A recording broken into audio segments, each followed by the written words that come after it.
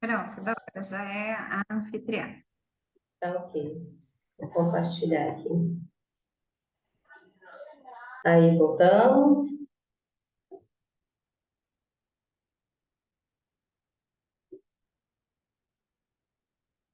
Hã? Todo mundo está visualizando, pessoal? Estamos sim, Dora. Ah, tá. Obrigada. Bezerra de Menezes, pessoal, estava ouvindo um pouquinho aí sobre ele. Fala que ele tinha um filho que era psicopata, né? Aí eu comecei a entender, talvez, por que desse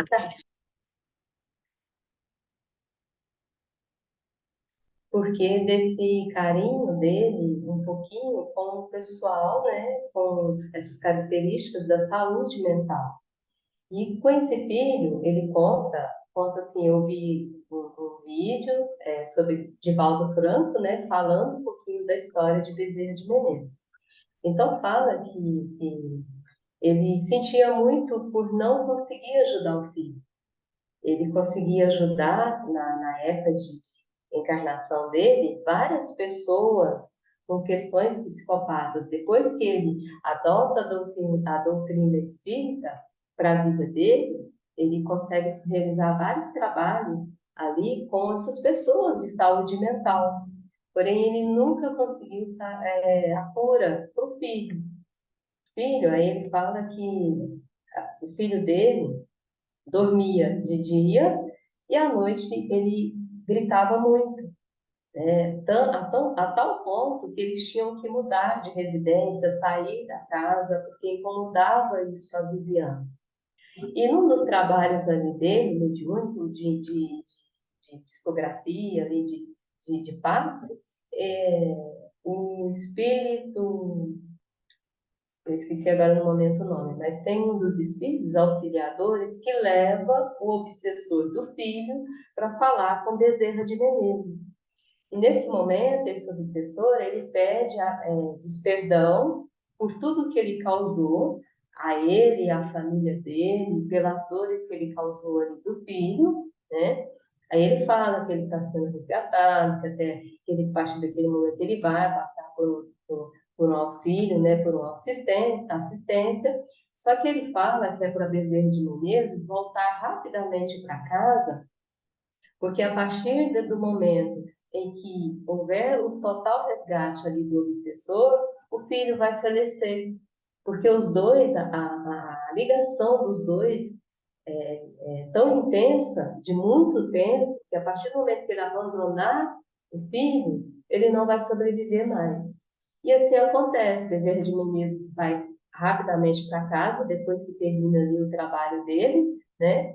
E quando ele chega em casa, a esposa está toda feliz, toda sorridente, contando para ele que o filho de Valdo fala que ele estava mais ou menos na média de 32 anos, ele está todo sorridente, todo feliz, todo assim, falando palavras totalmente lúcidas, né? Porém, ele não tinha, assim, noção da realidade dos 30 anos para trás. Mas naquele instante, naquele momento, ele era uma pessoa lúcida. Então, quando ele vê o Divaldo, ó, o Bezerra de Menezes, aí Divaldo fala que ele só pronuncia, ele fala o nome do pai, né? Ele fala pai, desculpa, mas eu não posso ficar. E cai morto a partir desse instante. Então, assim, eu fico imaginando, né, para ele, o trabalho que ele fez com tantas pessoas e não conseguiu. A Edivaldo fala que são, como se diz, coisas da vida, né? Nem tudo, aquela expressão que a gente utiliza, como é que é? Ferreiro de casa, não, santo de casa não faz milagre, mas não é bem isso, né? Mas só para vocês entenderem, é como se são duas aprovações ali naquele momento, né? Então, ouvindo isso, eu imaginei por que ele tem tanto esse carinho, né? Essa dedicação pelas pessoas aí de doenças mentais.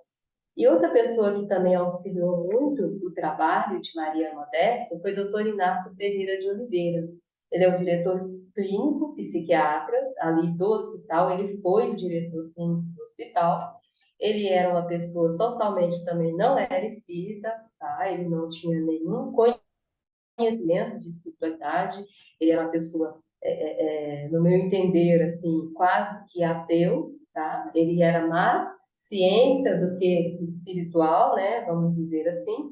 Nasceu em Uberaba em 1904, faleceu em 1988, formado pela Universidade do Brasil, atual Universidade Federal do Rio de Janeiro. Tá? Em 1904, aceitaram o convite, embora declarasse não ser espírita, e sim materialista. Primeiro ano recorre apenas aos recursos oferecidos pela medicina oficial para o diagnóstico e tratamento dos transtornos mentais ali dos pacientes. Então, no primeiro ano, ele não participa de nenhum trabalho ali espiritual junto com a Maria Modesta, ele apenas trata os pacientes ali com os recursos da medicina, né? Aos pouquinhos, após um ano de observação e pesquisa sobre as tarefas mediúnicas desenvolvidas no hospital, Dr. Inácio relatou estar convencido da teoria espírita proposta para a explicação, diagnóstico e tratamento dos transtornos mentais. Declarou ser adepto do espiritismo e foi provavelmente o primeiro médico a institucionalizar as ideias de tratamento para a loucura propostas pelo médico espírita Dr. Bezerra de Menezes. Então, ali ele começa, se alguém já teve a oportunidade de ler o livro Os Dragões, nesse livro conta um relato ali, fala totalmente do sanatório espírita, do começo dele, da prática mediúnica da Maria Modesta, e do apoio que ela recebe ali do doutor Inácio, justamente nesses estudos ali do tratamento junto com esses pacientes.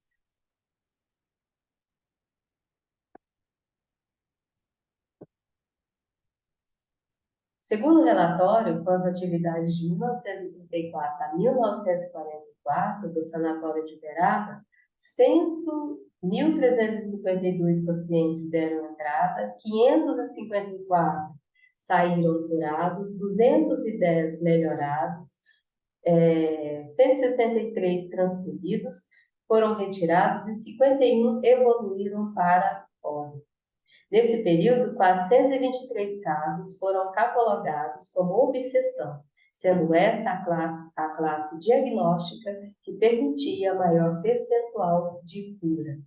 Então, assim, ele traz o quê? Quanto mais difícil, mais fácil a cura, né? Ele fez todo esse estudo, ele foi catalogando, ele foi explicando, tem várias teses dele ali que ele foi colocando, ele evoluiu muito a ciência nessa questão entre ciência e espiritismo, nesses tratamentos que foram realizados ali no sanatório. Ele contribuiu de modo significativo para a institucionalização das práticas e representações propostas pelo espiritismo, né? Ali, como eu falei, para o diagnóstico e tratamento dos transtornos mentais, além de ser o principal disseminador desses princípios, tanto no Brasil como no exterior.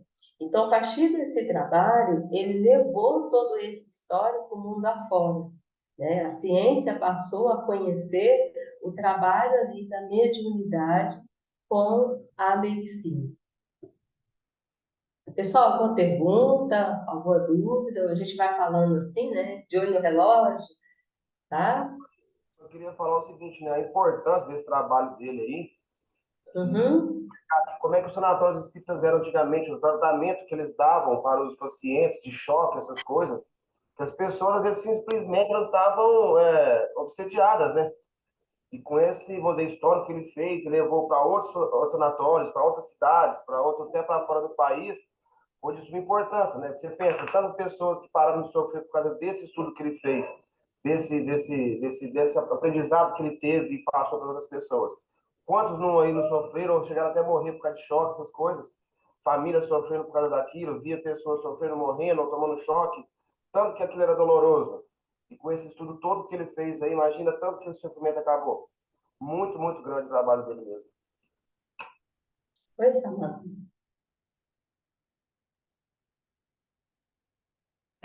Os hospitais psiquiátricos, né, a gente tem, inclusive, as lutas, né? A luta antimanicomial, porque realmente no passado os hospitais psiquiátricos tratavam as pessoas, né, os pacientes, com essas terapias, porém, até sem fundamento, sem entendimento das consequências, né? Tanto que a Anísia da Silveira, que é uma médica, né, uma psiquiatra, que revolucionou também o tratamento de saúde mental no nosso país e no mundo, né? Foi precursora, inclusive, da profissão de terapia ocupacional, né?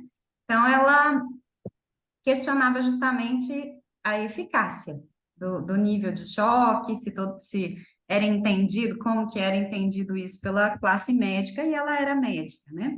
Mas os sanatórios espíritas nunca tiveram essa tratativa com os pacientes, né? Todos os sanatórios de base espírita não tiveram essa prática, pelo contrário. Aqui no sanatório, no Instituto Maria Modesta, inclusive, ele surgiu 20 anos antes do primeiro medicamento psiquiátrico existente no mundo. Hoje eles usam os medicamentos melhores do mundo, né? Os de mais alta tecnologia, vindos diretamente, inclusive, do Canadá. Então, assim, e a terapia que eles usavam todos os dias e usam todos os dias até os dias de hoje é passe. E Uhum. dias também tinha um grupo que trabalhava desobsessão. Embaixo, no sanatório, ele tem tipo um porão, e nesse Isso. fica abaixo dos quartos dos pacientes que ficam internados, né? E todos os dias, equipes, né, iam para fazer trabalho de desobsessão, todos os dias. Então, assim, o tratamento era basicamente mesmo água fluida, passe, fluidoterapia e desobsessão. Porque não existia medicamento na época que ele foi fundado. Durante muitos anos era esse o recurso utilizado. Já são mais de 70 mil prontuários no Maria Modesta. Justamente. É o que eu disse. No livro ali, tem um livro que você, se você for ler esse livro Os Dragões, então ele fala um pouquinho, conta esse trabalho que você está falando, que eles vão fazendo, que é realmente ali no momento noturno, essas pessoas são levadas para esse local justamente para fazer esse trabalho de desobsessão.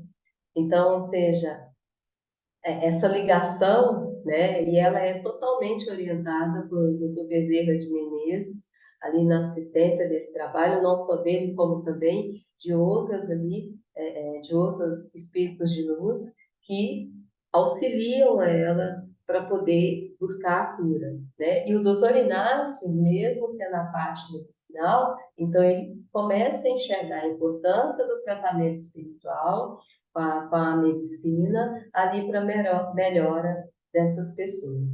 Eu acredito que na época, assim, ela deve ter enfrentado grande barreiras, preconceitos, né? Até pela posição dela, ou pelo histórico da família que ela tinha, né? Mas em momento algum ela abandonou a causa, até porque ela mesma precisava estar ali. Ela é o ponto principal ali do início de tudo, né? Se ela não estivesse ali, como diz, na hora certa, no momento certo, como é que esse trabalho todo iria acontecer e estar ali, né, vamos falar assim, nessa assistência até hoje, né? Hoje a gente, eu não sei, eu não estive lá, pessoal, tá? Não sei dizer se ainda é realizado, eu sei que sim, tem os tratamentos ali medicinais, né? As pessoas ainda são hospitalizadas no hospital, né? Acho que o centro ainda funciona, não é, Samara? Funciona e todos os pacientes são convidados a tomar passe diariamente. Aí, que legal. É muito bonito lá, gente. É muito assim, é que nem eu disse, é interessante. Quando a gente passa, né, a conhecer a história, é muito bonito. Quando você chega lá na parte da biblioteca, tem um quadro imenso lá da Maria Modesta, Até então, foi assim que eu comecei, que eu conheci a história, fiquei sabendo que ela era quem inaugurou o instituto, né? Então eu achei muito interessante, eu imaginei, meu Deus, ela deve ter sofrido muito. Muita, muita, muita, muita luta, né? Ela deve ter abrido mão de muita coisa, lógico. No livro a gente ouve falar, às vezes o sono é muito pouco, porque a luta é constante, e o que é pior, a luta ainda continuava depois que ela dormia, porque ela fazia desdobramento. Então, não sei que hora que essa mulher descansava, gente, porque era na reencarnação e, como diz, no desdobramento, né? É a Então, tarefa dela, que ela abraçou com muito amor, né? Coragem e amor. E é uma sem ela luta realmente inteira. não era possível a existência do sanatório, né? Era a tarefa dela fazer a fundação do sanatório. Uma mulher. Justa- Ela sofreu, Justamente. provavelmente, talvez até por ser mulher, né? Até por ser mulher, justamente, até pela época. Aqui são algumas imagens, tá, da inauguração ali do sanatório, em 31 de dezembro de 1903, né, revolução, como se diz ali, o movimento que foi da época, tá? Essa primeira foto aqui é o Natal, que teve lá no sanatório. Aqui é o Centro Espírita de Uberaba, nos anos 20, né? O ciclo grande, como diz, a fila enorme ali de pessoas para atendimento. Aqui são fotos das primeiras pessoas, os primeiros pacientes que foram hospitalizados ali no sanatório, tá? Mais embaixo nós temos ela em visita com um ali dos pacientes, a Maria Modestas, aos 56 anos, né? Aí nós podemos encontrar a instituição hoje assim, lógico, um pouquinho mais, né? Vamos falar depois de depois de 1900, um pouquinho mais para frente, eu não acabei não colocando aqui a data, a parte interna ali do instituto, né? Na realidade que ele está hoje, tá? Essas imagens vocês podem acompanhar um pouco eu peguei do YouTube, um pouco foi do histórico mesmo Maria Modesto, que conta um pouquinho ali do Instituto, né? A parte interna ali dentro do Instituto, a biblioteca, onde eu mencionei, que a gente encontra ali um pouquinho da história, né? Os livros, onde são escritos provavelmente tudo o que se aconteceu, todo o tratamento, e provavelmente deve ter livros ali para se fazer alguma análise, algum conhecimento sobre o Instituto, tá? Aqui é a nossa Maria Modesta, né? A imagem um pouquinho mais de perto sobre ela, e ela traz uma mensagem. Sim, façam um balanço de suas escolhas, verifiquem como podem fazer tudo ficar melhor e prossigam. Não lamentem, lamentação é depressão, ocupem as mentes, ponham os pés na terra, curtam o sol, sirvam, sequem lágrimas e orem, orem sem cessar todos os dias. Maria Modesta, cravo.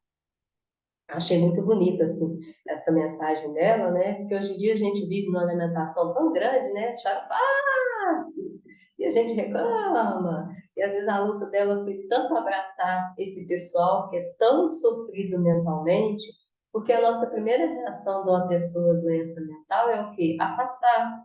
Por que afastar? Pela agressividade, pelo medo, pela, às vezes, né, a resistência ali de estar próximo dessa pessoa. E ela amou essas pessoas assim, com a maior transparência, levando para elas o cuidado, levando para elas ali o carinho, levando para elas ali o amor. Eu vou só passar um pouquinho essa música que eu achei no YouTube sobre ela. Só um minutinho aqui. Vocês não vão ouvir, tá? Porque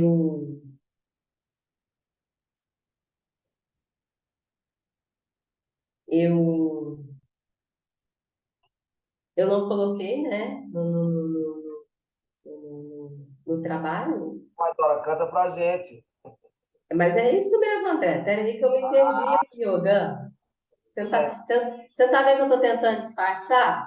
Oxe, calma um pouquinho, relaxa. Ô, Aí eu Dora, vou quem cantar. canta seus males espanta, hein? Peraí que eu vou cantar ela. Não sei se vocês talvez vão conseguir ouvir um pouquinho.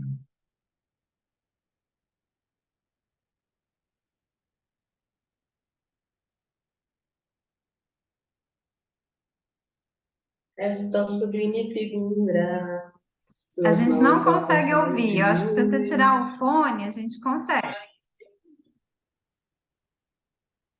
Vocês não estão ouvindo eu cantar? Não, você cantar sim, mas não tem uma melodia? Não. Tentei, mas vocês não vão conseguir ouvir ela porque está no meu celular.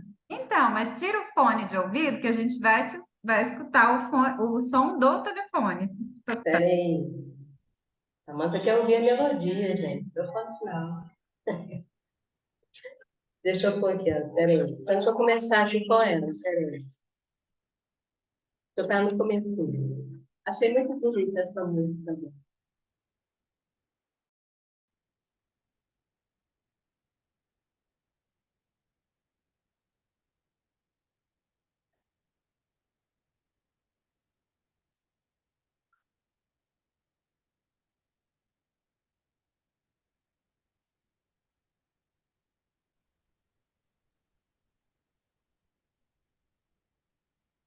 Esta sublime figura, de suas mãos brotam raios de luz, traz Maria o nome da mãe de Jesus. Jesus, perfume de flor, da sua bênção, gesto de amor, e amanece teu nome, é bálsamo de advogado. E Maria, muito bom, que pede teu passe de luz, e o mestre dos Pai Maria, e o como que teus olhos se iluminam. Proteja Maria, então, que pede teu passe de luz, e o mestre dos Pai Maria, o mesmo amor que teus olhos se iluminam. É lógico que ele canta muito mais bonito que eu, né, gente?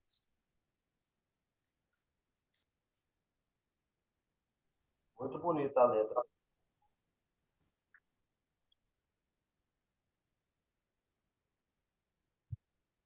Não entendi. Falando que é muito bonita a letra. A letra dessa música dela aí, é muito bonita. Eu só não coloquei o autor, pessoal, porque é um vídeo que passa sobre Maria Modesta, a pessoa ali cantando, né? Então, quem postou não descreveu, não colocou quem é o compositor aí da música, tá?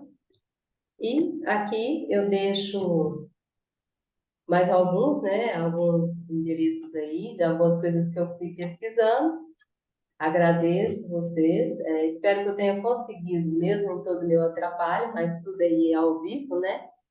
Passado um pouquinho dessa mensagem, desse trabalho que ela realizou, desse carinho que ela deixou para a gente, para lembrar sobre essas pessoas, né? Às vezes a gente tem tanto receio, mas são pessoas que precisam muito mais da nossa assistência do que nós da assistência deles, né? Aí, para a gente lembrar um pouquinho da nossa saúde mental, certo? Que nem eu disse, a gente preocupa tanto com o corpo, preocupa tanto às vezes com o cabelo, preocupa tanto com a vestimenta, né? E esquece a saúde mental, porque é ela que vai te acompanhar, de repente, na próxima ali, processo reencarnatório.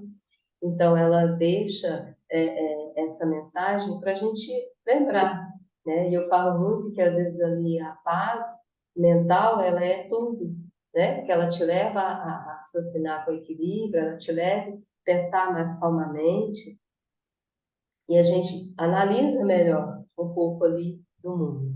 Então, pessoal, o que eu queria trazer um pouquinho é isso, tá? É esse trabalho sobre esse instituto, né, que hoje é administrado pela Universidade de Uberaba, como eu disse, que fez essa mudança aí do nome, tá? Antes era Sanatório Espírita de Uberaba, hoje é Instituto Maria Modesto, que traz o nome dela, né, justamente para a gente lembrar a importância que foi ela para Uberaba, a importância que ela foi para a saúde mental das pessoas ali na E, época. e não só para a saúde mental, né? Que ela traz, justamente o trabalho dela se baseia na saúde espiritual, no equilíbrio mediúnico.